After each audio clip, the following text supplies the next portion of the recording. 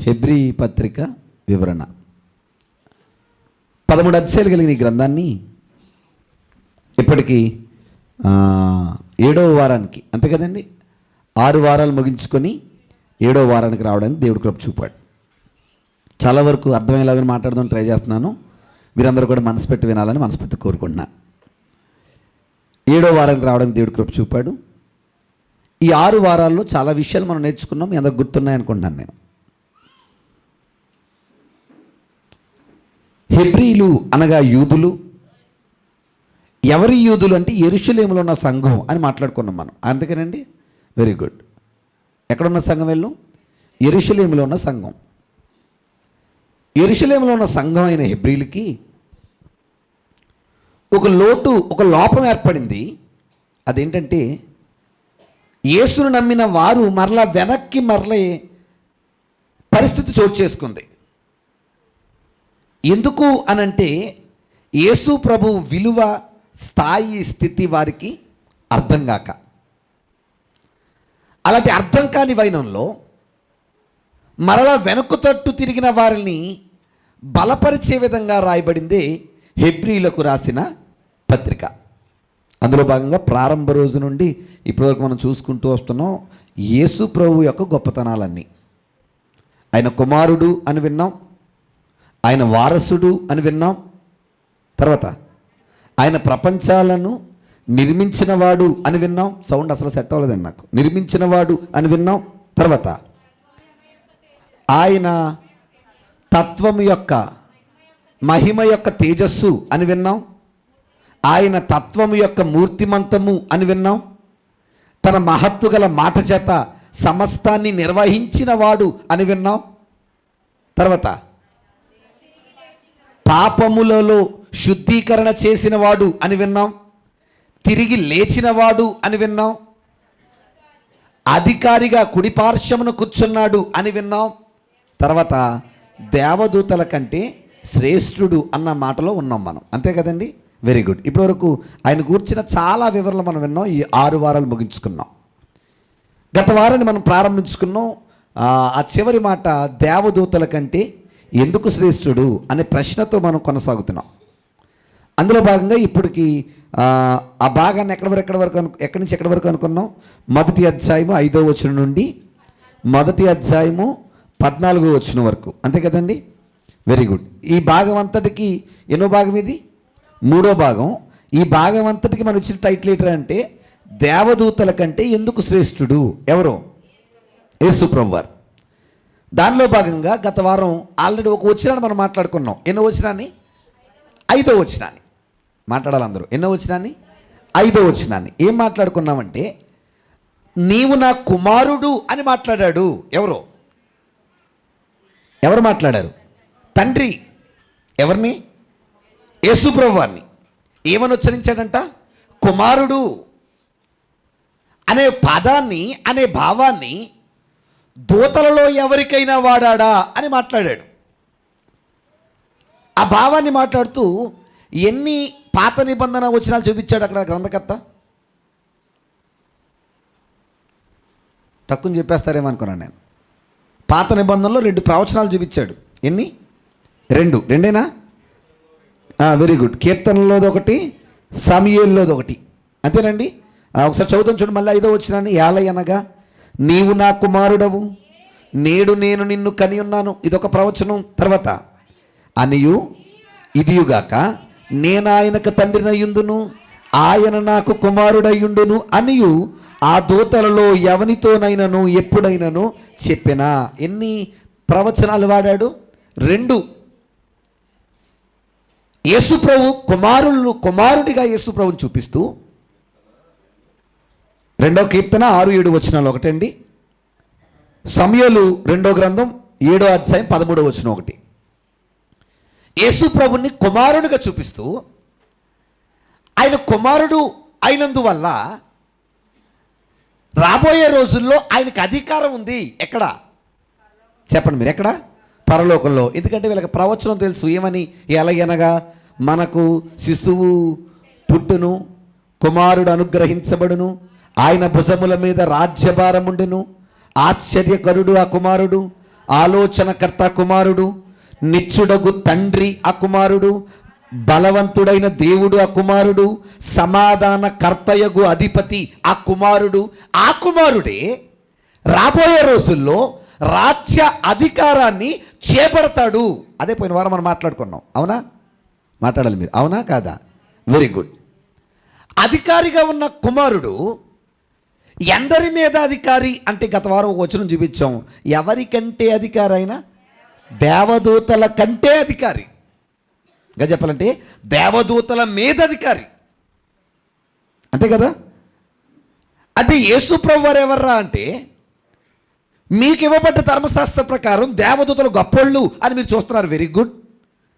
కానీ ఆ దేవదూతల కంటే గొప్పోడిన ఎవరు అనే కోణాన్ని మాట్లాడడానికి కొన్ని ఆలోచనలు తన వ్యక్తపరుస్తున్నట్టుగా రచయితను మనం చూసాం. అందులో భాగంగా ఎన్ని వచనాలు మనం మాట్లాడుకున్నాం? ఒక వచనాన్ని మాట్లాడుకున్నాం. ఎన్నో వచనం అది? 5వ వచనం. కానీ భాగం ఎక్కడి నుంచి ఎక్కడి వరకు? 5 నుంచి 14 వరకు. అందరికి వందనాలు. నవ్వుతూ చెప్పండి. దేవుని చిత్తం అయితే అనుకూలం ఉంటే ఈరోజు 14వ వచనం వరకు అవగొట్టేద్దాం. ఎన్నో వచనం వరకు? 14వ వచనం వరకు. మీరు కొంచెం స్పీడ్గా ఉండండి, నేను కొంచెం స్పీడ్గా ఉంటాను. అందరూ రెడీగా ముందుకు వెళ్ళిపోయే ప్రయత్నం చేద్దాం. ఓకేనా? Very good. వెళ్ళిపోదాం భాగంలోకి. టైటిల్ ఏంటి? అదే టైటిల్, ఇంకా వేరే టైటిల్ ఏం లేదు. ఎందుకంటే కంటిన్యూషన్లో ఉన్నాం మనం. ఓకేనండి? 3వ భాగంలో ఉన్నాం. దాని టైటిల్ దేవదూతల కంటే ఎందుకు శ్రేష్ఠుడు. ఎవరో? యేసు ప్రభువారు. అందులో భాగంగా ఆయన కుమారుడు అని చెప్పాడు గత వారంలో. ఇప్పుడు ఇంకేం మాట్లాడుతున్నాడు చూద్దాం. చూడండి 6వ వచనం నుంచి. మరియు ఆయన భూలోకమునకు ఆది సంభూతుణ్ణి మరలా రప్పించినప్పుడు దేవుని దూతలందరూ ఆయనకు నమస్కారము చేయవలనని చెప్పుచున్నాడు. ఆగండి. ఆయన భూలోకమునకు ఆది సంభూతుణ్ణి మరలా రప్పించినప్పుడు దేవదూతలందరూ ఆయనకు నమస్కారము చేయాలని చెప్తున్నాడు. ఎవరికి? యేసు ప్రభుకి. యేసు ప్రభు కొరకు మాట్లాడుతూ అంటున్నాడు.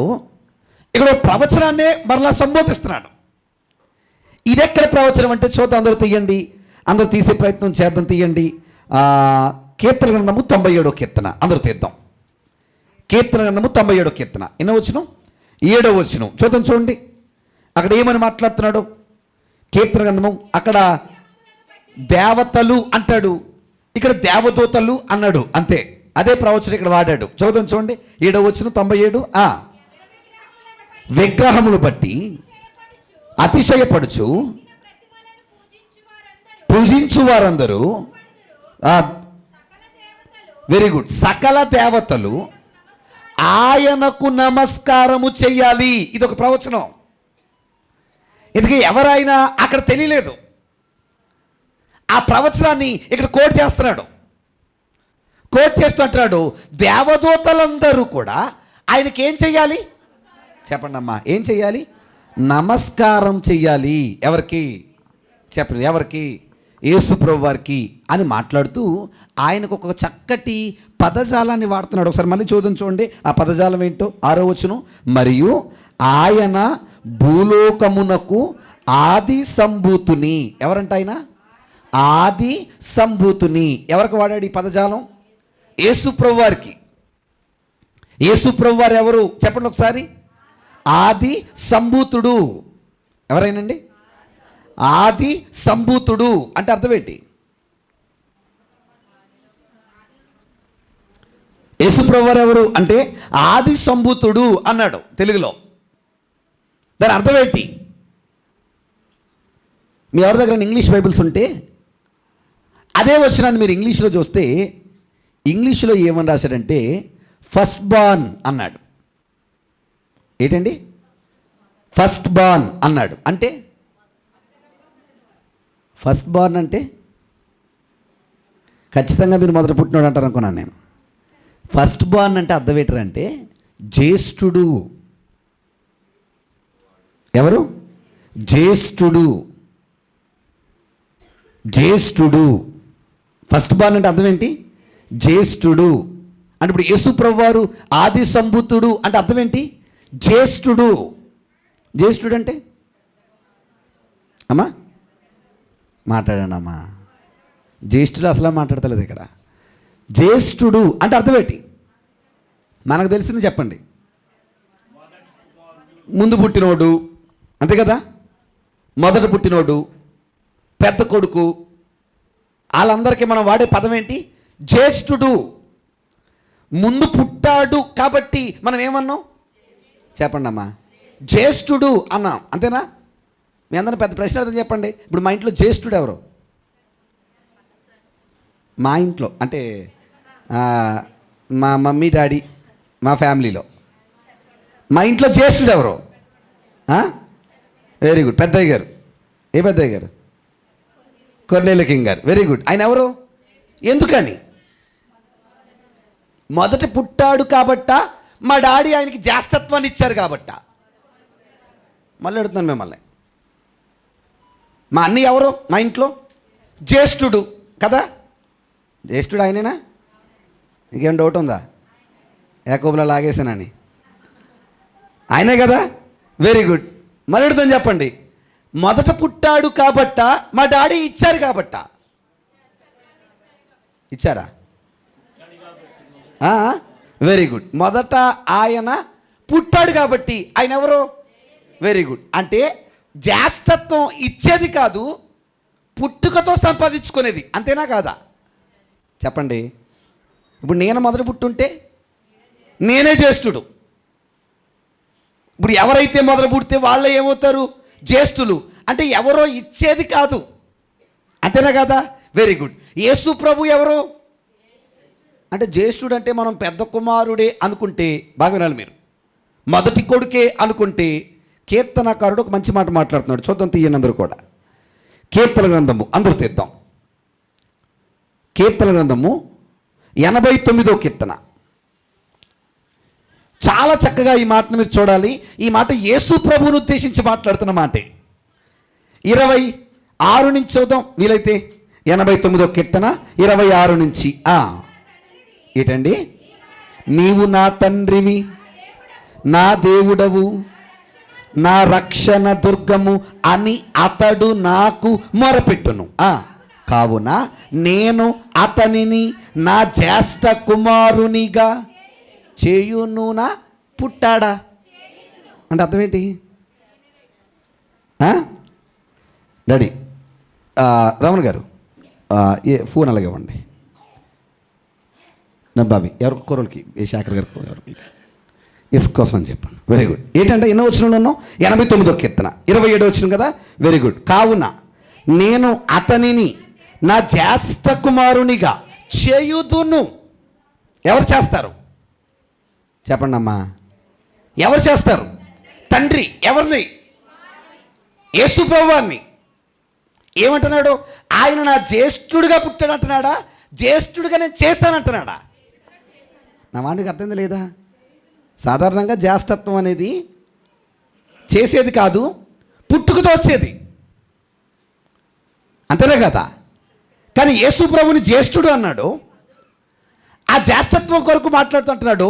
నేనే జ్యేష్ఠుడిగా చేస్తాను అంటున్నాడు. ఎలా చేశాడంట అంటే మీరు అర్థం చేసుకోండి, ఇక్కడ జ్యేష్ఠుడు అంటే మొదట పుట్టినోడు అనే సెన్స్ కాదేమో, అంతే కదా దాని అర్థం? నేను ఎలా చేశాను? జ్యేష్ఠుడిగా చేస్తాను అన్నాడు. చాలామంది ఈ మాట పట్టుకొని ఆయన జ్యేష్ఠుడు అనగానే ఆయన ఎప్పుడు పుట్టాడు? ముందు పుట్టాడు అంటే ఫస్ట్ పుట్టినోడు ఎవరు? యేసయ్యే. ఆయన పుట్టినోడు కాబట్టి ఆయన దేవుడు కాదు, ఆయన అందరిలాంటోడే, అంటే దూతల లాంటోడే, దూతల లాంటి స్వభావం కలిగినోడే అని మాట్లాడుకొచ్చారు. కానీ యేసుప్రభు వారి కోసం దేవుడు మాట్లాడుతుంటాడు జ్యేష్ఠుడే, కానీ నేనే చేశాను. ఎలాగా? జ్యేష్ఠుడిగా. ఇంతకీ జ్యేష్ఠుడిగా ఏ విషయంలో చేశాడు ఆయన? ఏ విషయంలో జ్యేష్ఠుడయ్యాడు ఆయన? అది మనకు తెలియాలి ఈ మాటలను చదువుతున్నప్పుడు. ఇందుకు ఇవన్నీ ఎక్కడి నుంచి వెళ్తున్నాం మనం? ఆది సంభూతుడు అంటే అర్థం చూస్తున్నాం మనం. అంటే అర్థం ఏంటంటే జ్యేష్ఠుడు అని కనబడింది. న్యాయానికి జ్యేష్ఠత్వం అనేది సంపాదించుకునేది కాదు, ఆటోమేటిక్గా వచ్చేది పుట్టుకని బట్టి. కానీ ఈయనకి ఇచ్చాడంట ఎవరో? తండ్రి. ఎందును బట్టి ఇచ్చాడు? ఇప్పుడు చూద్దాం, అందరూ తీయండి. కొలసీలకు రాసిన పత్రిక 1వ అధ్యాయం. కొలసీలకు రాసిన పత్రిక 1వ అధ్యాయం. ఎందుకు జ్యేష్ఠుడయ్యాడో క్లారిటీగా అక్కడ వివరణిస్తున్నాడు. చూద్దాం, చూడండి 18వ వచనం. 18వ వచనం, సంఘము అను శరీరమునకు ఎవరా శిరస్సు? వెరీ గుడ్, యేసు ప్రభువారు. ఆయనకు అన్నిటిలో ప్రాముఖ్యము కలుగు నిమిత్తము ఎన్నిటిలో? అన్నిటిలో. ఎవరికి? యేసు ప్రభుకి. Very good. ఆయన ఆది అయ్యుండి మృతులలో నుండి లేచుటలో, వెరీ గుడ్, ఎందులో జ్యేష్ఠుడయ్యాడు ఆయన? చెప్పండి, ఎందులో జ్యేష్ఠుడయ్యాడు ఆయన?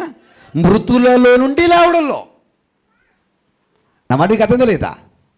ఇంకా చెప్పాలంటే ఇక్కడ మాట్లాడుతున్న కోణం ఏంటంటే, ఆయన్ని అన్నిటిలో ఘనుడుగా పెట్టాను. ఎవరిని? యేసు ప్రభువారిని. అందుకే ఆయన ఏమని పిలిచాం? జ్యేష్ఠుడు. ఎవరైనా జ్యేష్ఠుడు. అందుకే చూడండి, ఇందాక 90 కీర్తన చదివారు, 89వ కీర్తనలో కూడా కిందకు ఒక మాట మాట్లాడుతున్నాడు. చూడండి ఏమంటున్నాడు? భూరాజులలో ఏంటండి? అత్యున్నతుడిగా. అంటే ముందు పుట్టినోడిగా అంటలేదు, గొప్పోడిగా. అంటే ఇక్కడ జ్యేష్ఠుడు అనే సెన్స్ ఎందులో వాడుతున్నాడు? గొప్పోడు, అత్యున్నతుడు, అందరికంటే అత్యున్నతమైన స్థాయిలో ఉన్నవాడు అనే కోణానికి ఇక్కడ ఏమంటున్నాడు? జ్యేష్ఠుడు. ఎందుకు ఎందులో జ్యేష్ఠుడయ్యా అంటే అంటున్నాడు, ఆయన మృతులలో నుండి ముందుగా లేచినందువలన ఆయన ఏమయ్యాడు? ఆది సంభూతుడాయను. ఏమయ్యాడు? ఆది సంభూతుడాయను. ఆది సంభూతుడు అంటే ఏమన్నాం? జ్యేష్ఠుడు. అంటే ఎందుకు జ్యేష్ఠుడు అయ్యాడు? మృతులలో నుండి ముందుగా లేచినందుకు. అదేం లేదా నా మాట? ఎక్కడ ఉంటాడు కదా, ప్రథమ ఫలముగా ఆయన పుట్టాడు అంటాడు. ఎక్కడి నుంచి? మృతులలో నుండి. ఎక్కడి నుండి? మృతుల్లో నుండి. అంటే మీకు క్లారిటీ వచ్చింది. ఆది సంభూతుడు అంటే జ్యేష్ఠుడు అంటే సాధారణంగా ముందు పుట్టినోడే అని అర్థం. కానీ ఈయనకు ఆ అర్థంలో వాడలేదు. ఈయనకు ఎందుకు వాడారు? ఆయన మృతుల్లో నుండి ముందుగా లేచినందువల్ల, అత్యున్నతుడుగా ఉన్నందువల్ల ఆయనకి ఏ పదాన్ని వాడాడు? జ్యేష్ఠుడు. ఎవరికి? యేసు ప్రభు వారికి. వచ్చేద్దాం చూడండి, ఆయన మళ్ళీ చూద్దాం. ఎన్నో వచనం అది? 6వ వచనం, హెబ్రీ పత్రిక. మరియు ఆయన భూలోకమునకు ఆది సంభూతుని మరలా రప్పించినప్పుడు. ఎప్పుడు రప్పించినప్పుడు? అంటే ముందు రప్పించాడా? Very good. ఏ రాకడది? మొదటి రాకడ. ఇదే రాకడ. Very good. అంటే ఇక్కడ రెండో రాకడ కోసమే మాట్లాడుతున్నాడు. మరలా రప్పించినప్పుడు దేవదూతలలో ఆయనకు ఏంటండి? నమస్కారము చెయ్యవలెనని చెప్పుచున్నాడు. అంటే ఆది సంభూతునిగా మరలా వస్తాడు. ఆయన వచ్చినప్పుడు దూతలందరూ ఆయనకి ఏం చేయాలి? చెప్పండి, ఏం చేయాలి? ఎవరికి? చెప్పండి, ఏం చేయాలి? గట్టిగా చెప్పండి, ఏం చేయాలి? నమస్కారం చేయాలి. ఎవరికి? యేసు ప్రభు వారికి. ఎవరు? చెప్పండి అమ్మా. Very good. ఏం చేయాలి? నమస్కారం చేయడం అంటే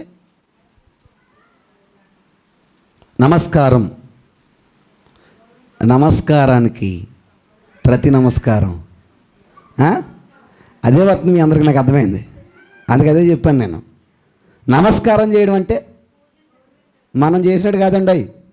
మనం ఏం చేస్తాం తెలుసు? నమస్కారాన్ని చాలామంది ఇప్పుడు పెద్ద కొత్త ఫ్యాషన్. ఏంటది? నేను ఎక్కువ ఇలా అంటుంటాను చాలామంది కుర్రోళ్ళని. నా కూతురి ఇంటికి వెళ్ళగానే ప్రతిసారి నేను ఇలాగంటుంది. వెరీ గుడ్, బాగా నేర్చుకుంది అనుకున్నాను. నిజం చెప్పండి, మనం చేసే నమస్కారం ఇదే కదా. కానీ బైబిల్లో నమస్కారానికి అర్థమే మార్చేశాడు. ఇక్కడ ఓన్లీ నమస్కారం అన్నాడు. మీ ఎవరి దగ్గర ఇంగ్లీష్ బైబిల్ ఉందమ్మా? ఇంగ్లీష్ బైబిల్ ఉందా? దాన్ని ఏమన్నాడు చూడండి నమస్కారాన్ని ఇంగ్లీష్లో. మీ ఎవరి దగ్గర ఇంగ్లీష్ బైబిల్ ఉంటాయి? రేఖ, వెరీ గుడ్. నమస్కారాన్ని ఇంగ్లీష్లో ఏమన్నాడు చూడండి. కనబడుతుందా? ఎవరి దగ్గర లేదా? ఉందమ్మా? ఎలిగి నాకి రేఖ. Very good. నేను చదువుతాను చూడండి. తన దూతలను, నువ్వు ఎక్కడికి వెళ్ళిపోయావు? కిందకి. Very good. చదువమ్మా. 6వ వచనం, 7వ వచనం కాదు అది. నేను ఇంకా 6వ వచనంలో ఉన్నాను. మైక్ ఉండమ్మా రేఖకి.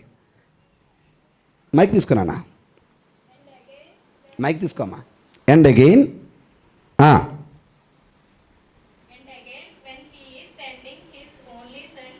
into the world, he says, let all the angels of God give him worship. Very good. అంటే నమస్కారాన్ని ఇంగ్లీష్లో ఏమన్నాడు? కూర్చోమ్మా. వర్షిప్ ఏంటంట? వర్షిప్ అంటే నమస్కారమా? వర్షిప్ అంటే పూజించడం, ఆరాధించడం. అది కోణం. ఎవరిని ఆరాధిస్తాం? చెప్పండి, ఎవరిని ఆరాధిస్తాం? దేవుణ్ణి. అంతే కదా? మనం ఆరాధించేది ఎవరిని? దేవుణ్ణే. దూతలను ఆరాధించకూడదా? చెప్పండి అమ్మా, దూతలను ఆరాధించకూడదా? అందుకే ఎక్కడ దూతలను ఏం చేయలేదు? ఆరాధించలేదు. యేసు ప్రభుని ఆరాధించారా? ఆయన పుట్టినప్పుడు దూతలందరూ వచ్చి ఏమన్నారంట? అది కూడా చూద్దాం, తీయండి ఒకసారి. ఎక్కడ మా ఆ వచ్చిన మీకు ఎంత తెలిస్తే చెప్పండి. లూకా సువార్త అనుకుంటా 2వ అధ్యాయం 13, 14 చూడండి ఒకసారి.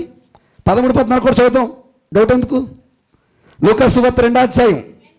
వెంటనే పరలోక సైన్య సమూహములు ఆ దూతతో కూడా ఉండి సర్వోన్నతమైన స్థలములలో దేవునికి మహిమయు ఆయనకిష్టులైన మనుష్యులకు భూమి మీద సమాధానమును కలుగును గాక అని దేవునికి స్తోత్రము చేయుచుండెను. ఎవరు పుట్టినప్పుడు? యేసు ప్రభు పుట్టినప్పుడు దూతలన్నీ కలిసి. ఇప్పుడు ఇక్కడ కూడా అంటున్నాడు మరలా ఆయన వస్తాడు. ఎవరు? యేసు ప్రభు వారు. మరలా ఎలా వస్తాడు? ఆది సంభూతుడిగా వస్తాడు. ఆది సంభూతుడు అంటే మృతులలో నుండి మొదటిగా లేచినవాడిగా. అలా వచ్చినప్పుడు దూతలందరూ ఆయనకి ఏం పెట్టాలి? నమస్కారం పెట్టాలి. నమస్కారం పెట్టడం అర్థం ఏంటి? ఆయన ఏం చేయాలి? ఆరాధించాలి. ఎవరిని? చెప్పండి, ఎవరిని? చూడండి, దూతల కొరకు మీరు గొప్ప అనుకుంటున్నారు, కానీ దూతలే ఆరాధించేంత గొప్పోడైనా. అది దాని అర్థం, అంతే కదండి? మీరు ఎవరిని గొప్ప అంటున్నారు? దూతలు కదా. ఆ దూతల ద్వారా మాకు ధర్మశాస్త్రం ఇచ్చాడు అని అంటున్నారు కదా. ఆ దూతలే మాకు గొప్పని మీరు మాట్లాడుతున్నారు కదా. నానా, మీకు తెలిసిన ఆ ధర్మశాస్త్రం రాశాడు ఏమని తెలుసా? ఆ దూతలందరూ ఆయనకి ఏం పెట్టాలి? నమస్కారం పెట్టాలి. అంటే ఆయన ఏం చేయాలి? ఆరాధించాలి. ఎవరో చెప్పరు? ఎవరో? దూతలు. ఎవరిని? యేసు ప్రభుని. అంటే ఇప్పుడు దూతలు గొప్పోళ్ళా, యేసు ప్రభు గొప్పోడా? యేసు ప్రభు గొప్పోడు. ఆ విషయాన్ని తేట తెల్లంగా వారు నమ్మిన చట్టంలో నుండే చూపిస్తున్నాడు ఆయన. నా మాట అర్థమైందా లేదండి? Very good. ఇది ఎన్నో వచ్చును వచ్చేది చూడండి. గబగబా టైం లేదు కాబట్టి కొంచెం త్వరగా వెళ్తున్నాను నేను. ఏమండి, మళ్ళీ చూద్దాం చూడండి ఒకసారి. 6వ వచనాన్ని. మరియు ఆయన భూలోకమునకు ఆది సంభూతుడు. అంటే మీకు క్లారిటీ వచ్చింది. Very good. ఆది సంభూతుని మరలా రప్పించినప్పుడు దేవుని దూతలందరూ ఆయనకు నమస్కారము చెయ్యవలనని చెప్పుచున్నాడు. ఇది ఎన్నో రెఫరెన్స్ చూపించాడు. ఎన్నో ప్రవచనం? 2. Very good. 3వది మనసులో పెట్టుకోండి. నేను అడుగుతాను ఎన్ని ప్రవచనాలు. Very good. ఎన్నో ప్రవచనం ఇది? 3వది. తర్వాత 7వ వచనం. తన దూతలను వాయువులుగాను తన సేవకుల గూర్చి అయితే క్షమించాలి. తన దూతలను వాయువులుగాను తన సేవకులను అగ్నిజ్వాలలుగాను చేసుకొనువాడు అని తన దూతల గూర్చి చెప్పుచున్నాడు. కానీ దూతల కోసం ఏం చెప్పాడంట? మీరెవరో నాకు సేవకులు. వాయువులంటే గాలని కాదు, వాయువేగంలో పనిచేసేవారని. నా నెట్వర్క్ అని. దూతలు ఎవరు? దేవుని నెట్వర్క్. ఎక్కడికైనా వెళ్ళి పని చేస్తారు వాళ్ళు? చెప్పండి, ఎక్కడికైనా వాళ్ళు వెళ్ళని చోట్లేదు, చెయ్యని పని లేదు. అంత చక్కటి పనులు చేస్తారు ఆ దూతలు. అవునా కదండి?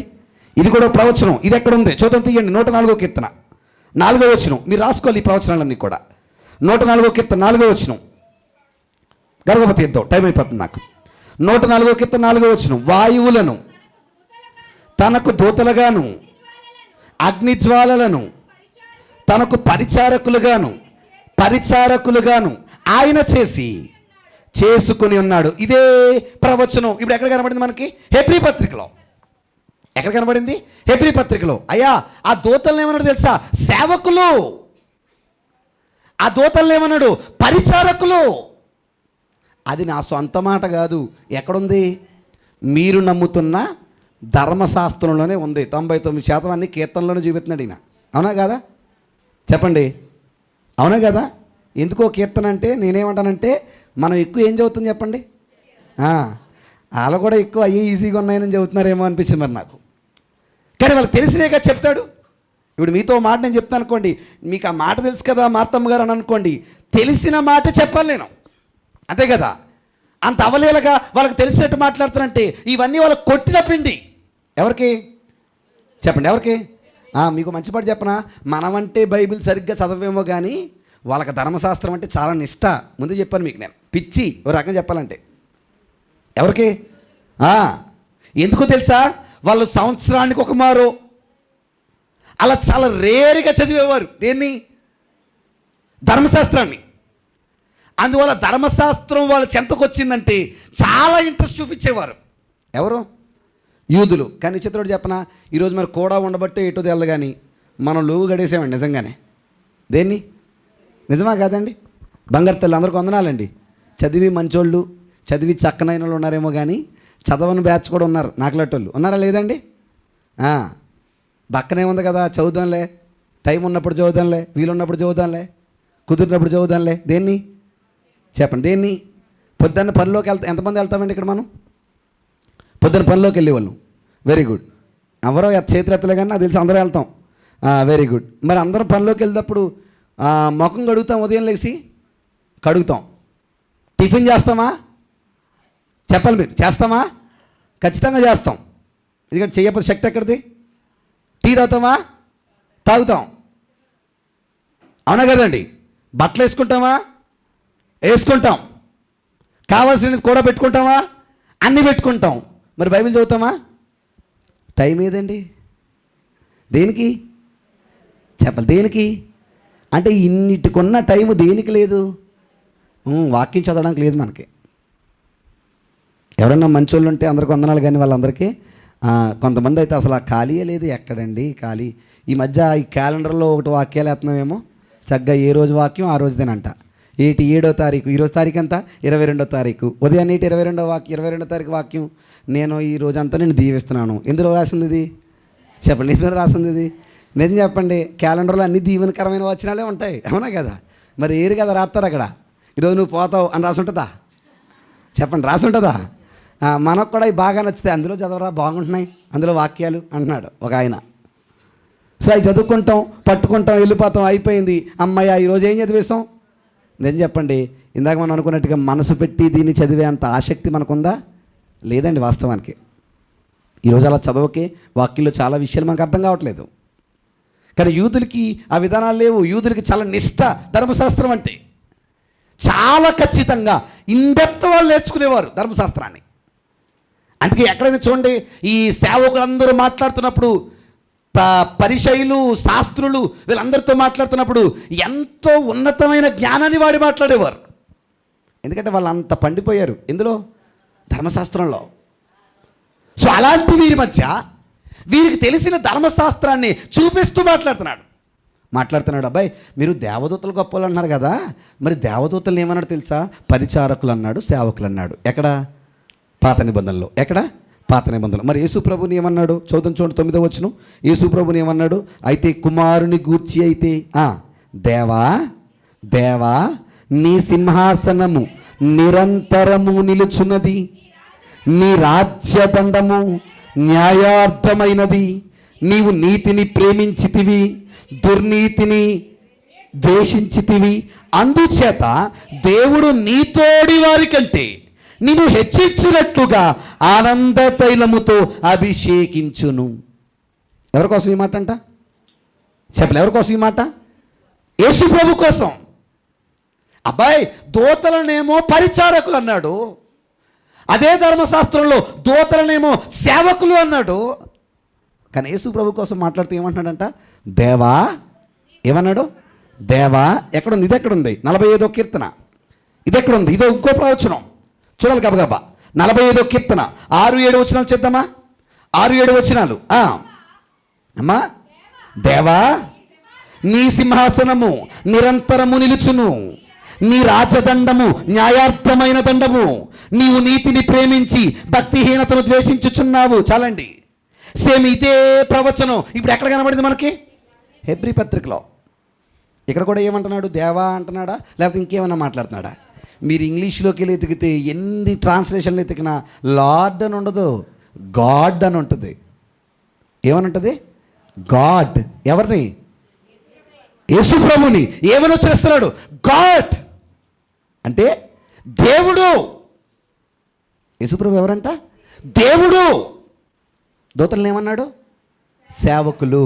ఇంకేమన్నాడు? పరిచారకులు. మరి వాళ్ళని ఎక్కడా దేవుడు అనలేదా? అనలేదా? మీరు ఎంత ఎదిగినా లేదు అంటున్నాడు. అదే మాట అక్కడ అర్థం. మీకు తెలుసు కదా, దూతల్ని అనకపోగా ఏమన్నాడు? సేవకులు అన్నాడు, పరిచారకులు అన్నాడు. అక్కడితో ఫుల్ స్టాప్ పెట్టాడు. కానీ యేసు ప్రభుని అలా ఆపలేదు. యేసు ప్రభు కోసం మాట్లాడుతున్నాడంట. గాడ్, దేవుడు అన్నాడు. మళ్ళీ అడుగుతున్నాను, దేవుడు గొప్పోడా, పరిచారకులు గొప్పోళ్ళా? అంటే ప్రతి వచనంలో యేసు ప్రభు గొప్పతనాన్ని చాలా తేటతెల్లంగా చూపిస్తున్నాడండి ఈయన. ఎన్నో ప్రవచనం ఇది? 3, 4? Very good. 5. ఎన్నదమ్మ ఇది? 5వ ప్రవచనం, అంతే కదండి? Very good. 5వ ప్రవచనాన్ని కూడా చూపిస్తుంటున్నాడు. యేసు ప్రభుని దేవుడు అన్నాడు. ఇంకా నాకు తెలిసి ఇక్కడతో ఆపేసి ఆర్గ్యుమెంట్, ఎందుకంటే ఇంకా అంతకంటే గొప్ప స్థాయి ఉంది. కాకపోతే వాళ్ళకి ఒక క్లారిటీ రావాలని మాట్లాడుతున్నాడు ఈయన. ఫస్ట్ అన్నాడు కొడుకు అన్నాడు. దూతలు ఎవరైనా అన్నాడా? లేదు. కొడుకంటే అధికారి. ఎవరికి అధికారి? దూతల కంటే అధికారి. మరి ఎవరు గొప్పవారయ్యా? వాళ్ళని ప్రశ్నిస్తున్నాడు. తర్వాత అన్నాడు ఆయన ఆది సంభూతుడిగా వస్తాడు. వచ్చినప్పుడు ఏం చేస్తాడు? దూతలందరూ ఆయనకి ఏం చేయాలి? నమస్కారం చేయాలి. ఆయనను దూతలు పూజించాల్సి వస్తే దూతల గొప్పవాళ్ళు అంటారు ఏటయ్యా మీరు? రెండోది. మూడోది, ఆ దూతలనేమో వాయువులుగా, సేవకులుగా పెట్టాడు. యేసు ప్రభుని దేవుడు అన్నాడు. యేసు ప్రభు ఎవరంట? ఆయన కంటే గొప్పవాడు ఎవరు? అదే ఆయన సెన్స్లో మాట్లాడుతున్నాడు. తర్వాత చదువుతాం చూడండి, కాబట్టి వచ్చేద్దాం. మరియు 10వ వచనం, మరియు ప్రభువా, అమ్మ పైన 9వ వచనంలో ఏమన్నాడో? నిన్ను హెచ్చించినట్లుగా ఆనంద తైలముతో అభిషేకించును. ఏ తైలముతో? అది ఎక్కడుంది? నవరత్న తైలం తెలుసు మనకి కదా. ఏ తైలం అంట? మీకు ముందే చెప్పాను, ఇలాంటి పదాలన్నీ మీరు కనబడుతున్నప్పుడు దాన్ని ముందే చెప్పుకొచ్చాను. ఇది అలంకార భాషలో రాయబడింది. సాధారణంగా పాత నిబంధనలు అభిషేకించేటప్పుడు ఏం వాడేవారు? తైలాన్ని. ఒక సమయల్ని, క్షమించాలి, ఒక దావీదుని, ఒక సమయల్ని, తర్వాత చాలామంది యాజకుల్ని అభిషేకిస్తున్నప్పుడు ఏం వాడారు? తైలాన్ని. సో అలాగా తన కుమారుని అభిషేకించేటప్పుడు ఆయన ఆనంద తైలాన్ని వాడాడంటే దాని అర్థమేంటి? యేసు ప్రభు జుట్టు మీద అక్కడ పరలోకంలో అమ్మే ఆనంద తైలం అనే నూనె పోసాడు అని మీరు ఎవరు ఊహించుకోకండి. అలంకార భాషలో అలా అభిషేకాన్ని అలా చూపించాడు అంతే. కానీ ఆయన ఏం చేయబడ్డాడు? అభిషేకించబడ్డాడు, అభిషక్తుడు అని. ఆయన ఏం చేయబడ్డాడు? వెరీ గుడ్, అభిషేకించబడ్డాడు. చదువు 10వ వచనానికి. మరియు ప్రభువా, నీవు ఆదియందు భూమికి పునాది వేసితివి, ఆకాశములు, ఇది ఇంకో ప్రవచనం, ఆకాశములు కూడా నీ చేతి పనులే, అవి నశించును గాని నీవు నిలిచియుందువు. అవన్నీ వస్త్రము వలె పాతగిల్లును, ఉత్తరీయము వలె వాటిని మడిచివేతువు. అవి వస్త్రముల వలె మార్చబడును గాని నీవు ఏకరీతివిగా ఉన్నావు. నీ సంవత్సరములు తొరుగవు అని చెప్పుచున్నాడు. ఎవరి కోసం అమ్మా? ఎవరి కోసం? కుమారుని కోసం, యేసు ప్రభు కోసం. ఇది ఎక్కడ చెప్పాడు? 102వ కీర్తన. తీద్దాం, తీయండి, గబగబ తీసేద్దాం. 102వ కీర్తన 25వ వచనం నుంచి 27వ వచనం వరకు. ఆది యందు, సేమ్ చూడండి, అదే మాట, అదే ప్రవచనం కనబడుతుంది ఇక్కడ. ఆది యందు నీవు భూమికి పునాది వేసితివి, ఆకాశములు కూడా నువ్వు చేసిందే. వేటిని చెప్పండి? వేటిని? ఆకాశాన్ని. తర్వాత అవి నశించును గాని నీవు నిలిచియుందువు. అవన్నీ వస్త్రము వలె పాతగిల్లును. ఒకడు అంగవస్త్రము తీసివేసినట్లు నీవు వాటిని తీసివేయుదువు. అవి మార్చబడును. నీవు ఏకరీతిగా ఉండువాడవు. నీ సంవత్సరములకు అంతము లేదు. ఎవరికి అంతము లేదు? ఎవరికి అంతము లేదు? చెప్పండి, ఎవరికి అంతము లేదు? యేసయ్యకి అంతం లేదు. ఎందుకంటే ఈ సృష్టి అంతటినీ చేసినోడు ఎవరు? నువ్వే. ఈ సృష్టి అంతటినీ చేసింది ఎవరు? నువ్వే. సృష్టి అంటే చెయ్యబడింది అంతమవుద్దు కానీ చేసిన నువ్వేమవ్వో? అంతమవ్వో. అంతే కదా దాని అర్థం. చెయ్యబడింది మాయమవ్వచ్చు, చెయ్యబడింది కనిపించకపోవచ్చు, కానీ నువ్వు మాయమయ్యే ఛాన్స్ లేదు. నీ సంవత్సరములు తరగవు, ఏకరీతిగా ఉన్నవాడవంట. ఎవరు యేసయ్య? చెప్పండి, ఎలా ఉన్నవాడు? ఏకరీతిగా. మీ అందరికీ మంచి మాట చెప్పనా? దూతలు కూడా సృష్టే. దూతలు ఎవరు? సృష్టే. అదే కొలసీ పత్రికలు అనుకోండి కదా, మొదటి అధ్యాయం రాస్తూ అంటాడు, పైన వాటిని కింద వాటిని అన్నిటినీ చేసిన వాడు నువ్వే అంటాడు. చూడండి ఒకసారి ఆ మాట చదువుదాం. ఎన్నో వచ్చినామా? 16 నుంచి చదువుదాం. కొలసీ పత్రిక 16వ వచనం నుంచి మొదటి అధ్యాయం. ఏలయనగా ఆకాశమందున్నవి భూమి యందున్నవియో ఏంటండి, కనబడేవైనా కనబడనివైనా, సింహాసనములైనను ప్రభుత్వములైనను ప్రధానులైనను అధికారములైనను సర్వము ఎవరో సర్వమును ఆయన ద్వారాను ఆయనను బట్టి సృజించబడును. అంటే పైనున్న దూతలైనా కిందున్నవైనా, పైనున్నవైనా కిందున్నవైనా, అధికారాలైనా ప్రభుత్వాలైనా, వాట్ ఎవర్ మేబీ, వీటన్నిటికీ సృష్టికర్త ఎవరు?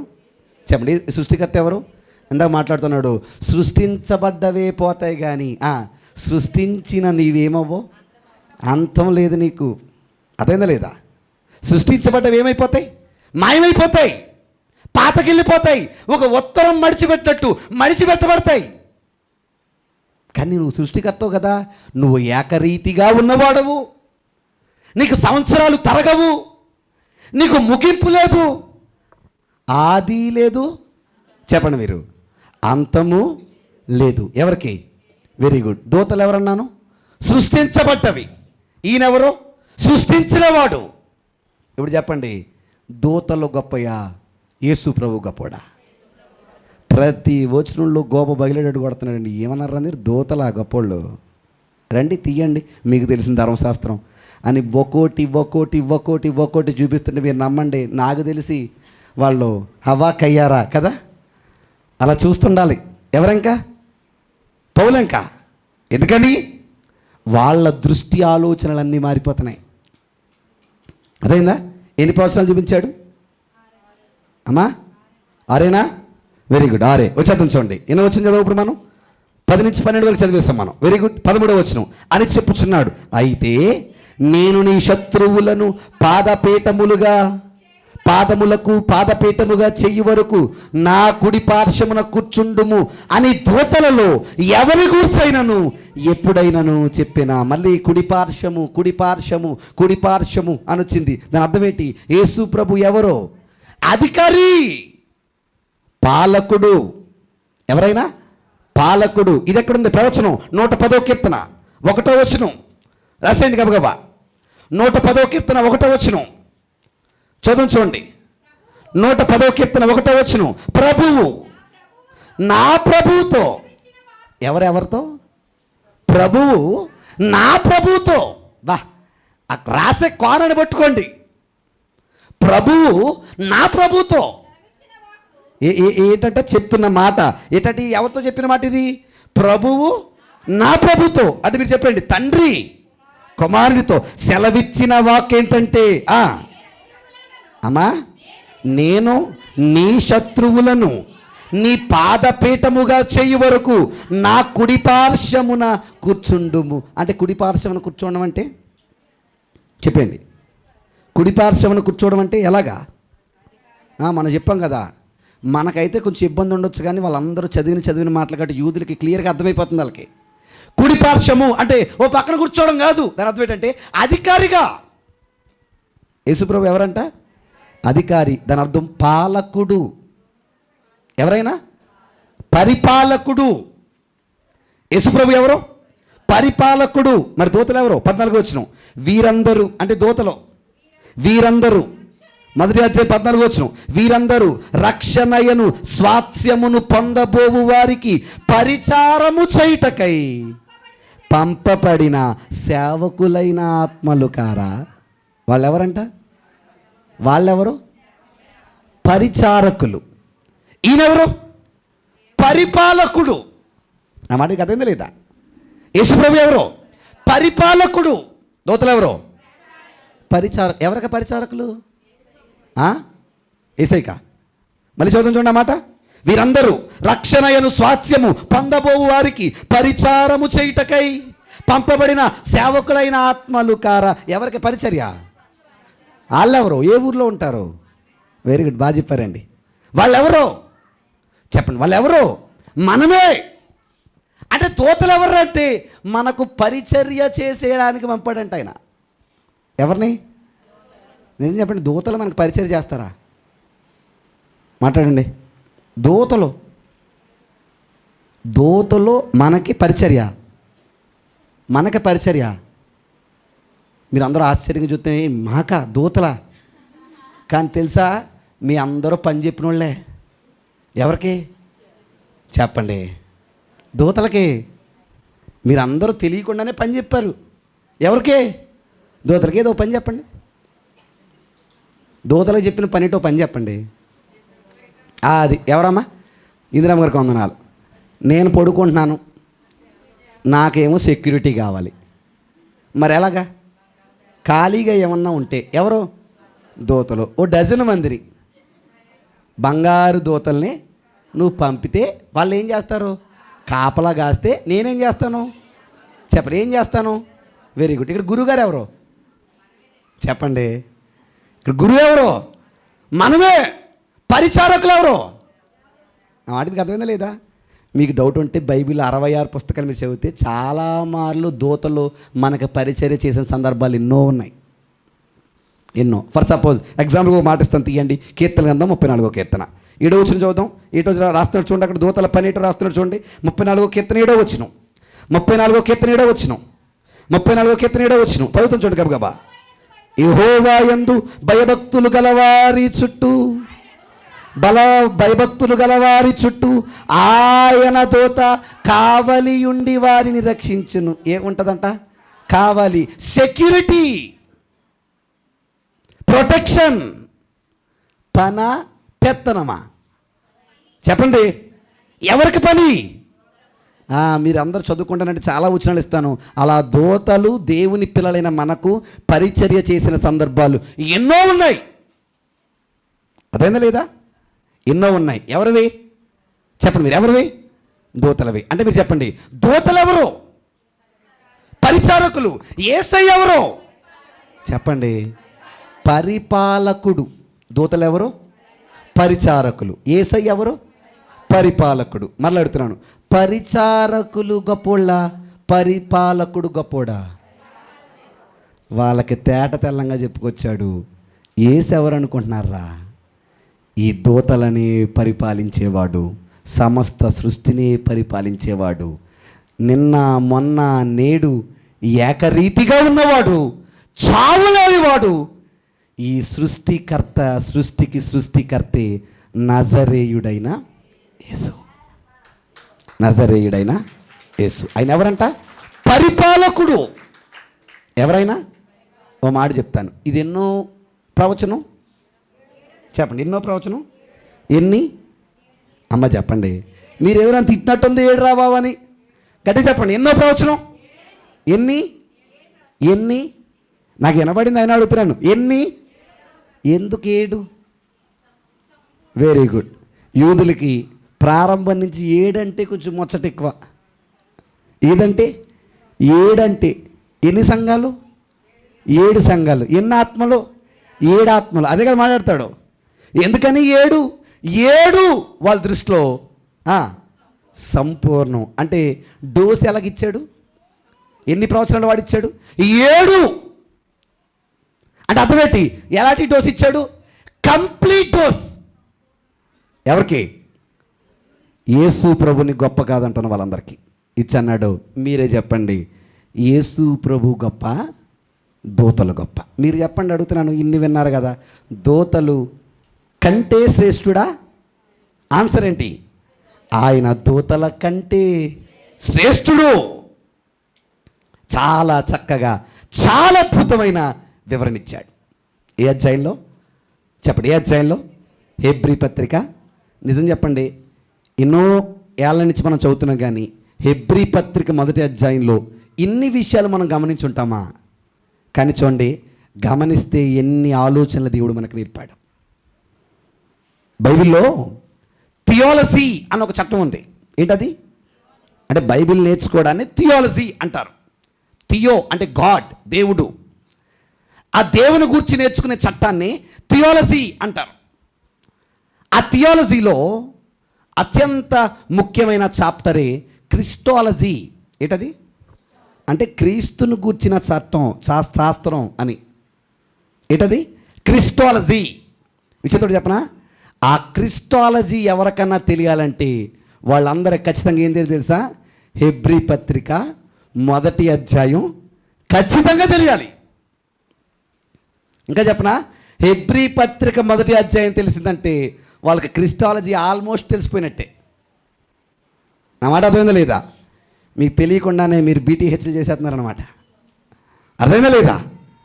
యేసు ఎవరు అంటే ఆయన ఇచ్చిన అత్యంత విలువైన విశ్లేషణ. ఆయన దేవదూతల కంటే శ్రేష్ఠుడు. దూతలు పరిచారకులే, ఈయనెవరు? పరిపాలకుడు. ఈయనెవరు? పరిపాలకుడు. ఇక్కడితో 3వ భాగం ముగిసింది. 1వ అధ్యాయం ముగిసింది. మరి ఈయన డోస్ ఇవ్వడం ముగిసిందా? చెప్పాలి మీరు. ఓన్లీ దూతల కంటే శ్రేష్ఠుడు అన్నదే చెప్పాడు అక్కడ, అంతేకాదు. వాళ్ళమ్మయ్య మాకు తెలిసిపోయింది అన్నారా? అనలేదుగా. మరి డోస్ ఇవ్వడం ముగిసిందా? ముగియలేదుగా. మరి ఇంకా డోస్ ఇచ్చాడా? ఇస్తే ఇంకెలాంటి డోస్ ఇచ్చాడు? యేసు ప్రభు గొప్పతనాన్ని ఇంకెంత ఘనంగా చెప్పాడు? అవన్నీ తెలియాలంటే నెక్స్ట్ ఎపిసోడు వచ్చే వారం